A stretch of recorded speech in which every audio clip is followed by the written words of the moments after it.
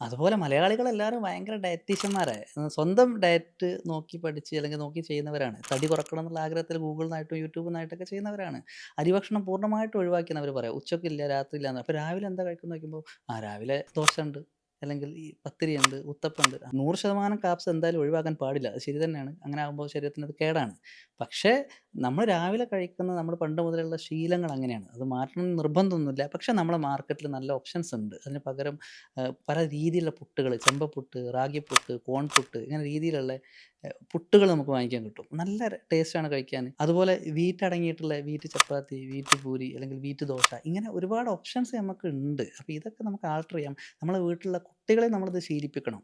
ഇങ്ങനെ ഇതൊക്കെ കഴിപ്പിച്ച് എന്നും അരിഭക്ഷണം മാത്രം കൊടുത്ത് ശീലിപ്പിക്കാതെ കാർബ്സ് ആണ് ഇതെങ്കിലും അരിയോളം അത്രയല്ല. എന്നാൽ കുറച്ചും കൂടി ഫൈബേഴ്സ് കൂടുതൽ അടങ്ങിയിട്ടുണ്ട്. നമ്മുടെ ഡൈജഷൻ ആയാലും നമ്മളെ ആരോഗ്യത്തിനാണെങ്കിലും മലബന്ധമാണെങ്കിലും ഒക്കെ ക്ലിയർ ആവാൻ ഈ രീതിയിൽ ഭക്ഷണം കഴിക്കുമ്പോൾ ഒന്നുകൂടി ബെറ്റർ ആയിരിക്കും.